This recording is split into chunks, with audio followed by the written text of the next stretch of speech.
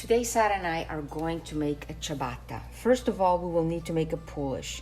Here we have some bread flour, water, and yeast, and these are equal amounts. We will combine those and let those rest overnight on the countertop.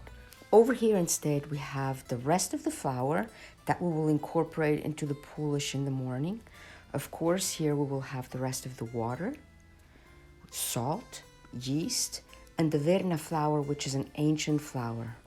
So what is a poolish? A poolish is a pre-ferment which will create great flavor and extensibility in the dough. It is known to have been started in France, but possibly even by a baker in Poland. But in France, this is one pre-ferment that is used very commonly. So I mixed the yeast in there. Now we're gonna add an equal amount of water to it. And with this dough hook, we're gonna mix everything up and make sure that it's nicely incorporated and there is no dry flour present. As you can see, it's nice and wet. We're gonna cover it up with some plastic wrap and allow it to rise for several hours or overnight on the countertop at room temperature. We could cover it in some plastic wrap right in here, but instead we're going to put it right in here. And this way we'll be able to see very well as to how it rises.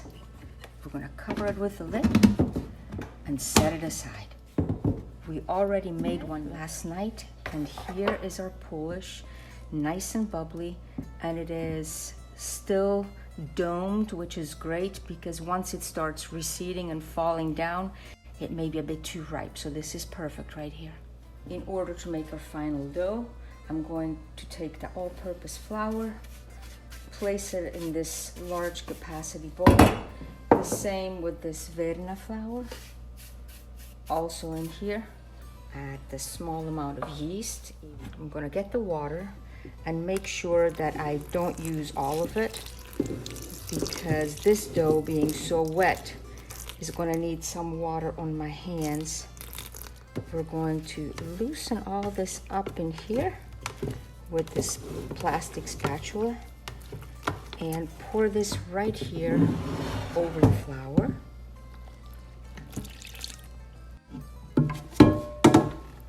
We'll get everything out.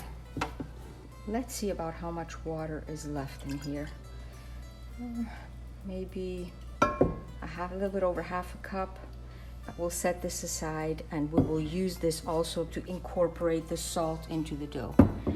We will use this plastic spatula and bring all these ingredients together. I'm gonna wait to add the salt.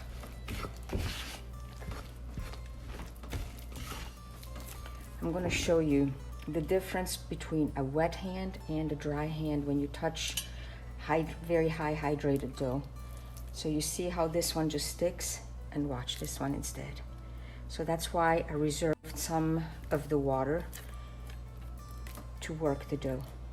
I'm gonna cover the dough for about 20 minutes in order for all the flour to absorb the water. And then 20 minutes are up. And now I'm gonna sprinkle the salt right over.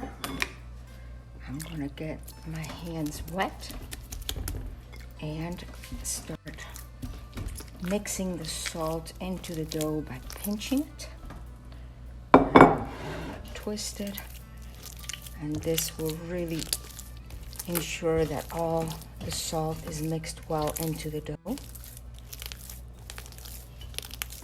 Once again, some more water.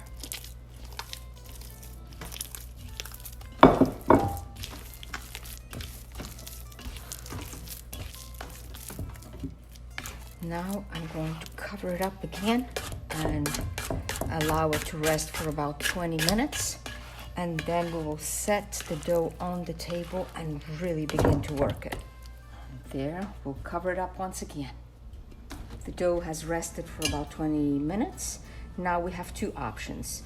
We can either begin to stretch the dough over like this, again with the spatula while it's still quite wet, or another method to work the dough is to actually place it on the work surface. And this seems like way too wet to even be able to work, but I will show you a really neat method.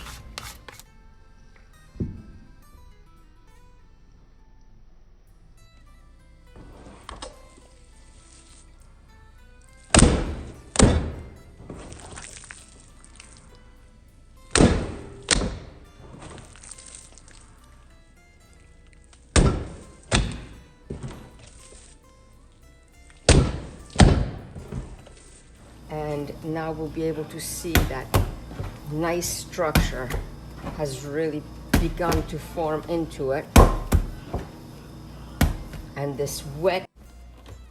So again, put my hands under. And you can tell as to how well the dough is coming together.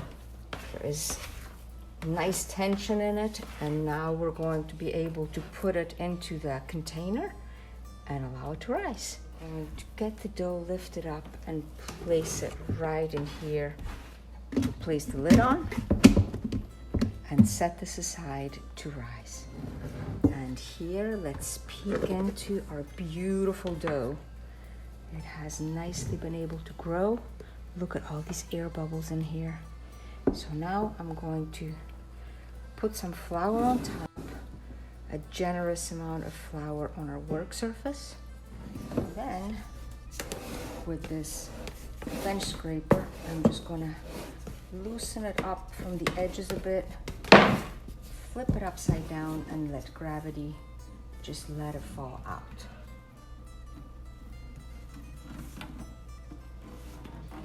We're going to put a generous amount of flour on top. Now we're going to shape it into a rectangle, and this we will cut into fourths. You always push it to the side a bit so it doesn't stick back together, and then into fourths. And here are our first two ciabatte. Can you see they could almost look like slippers, right? We'll do the same thing here, just kind of shape it. We're gonna put some flour again on the edges where it's been cut so it doesn't stick. And now we'll be able to place it on our peel, and we will put it directly into the oven. Here I have a mixture of cornmeal and flour. Now I'm just gonna grab it like so and place it on here. Same with this one.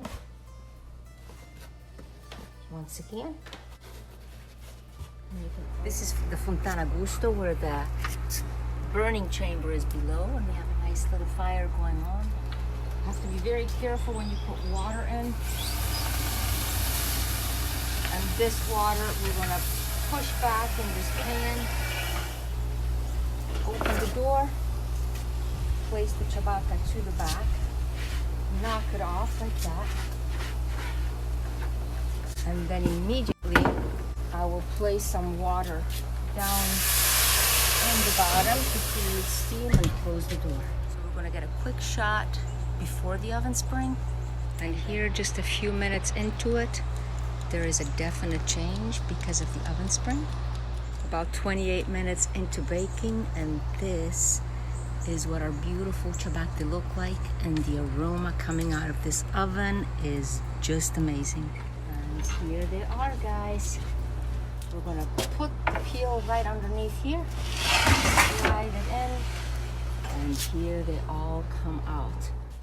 Let's listen to the nice crunch. They're nice and light, and you know they're done when there's a nice hollow sound underneath. And now we're really curious to see what the crumb looks like. So although they're still warm, we're gonna cut into it and uncover the crumb of this ciabatta.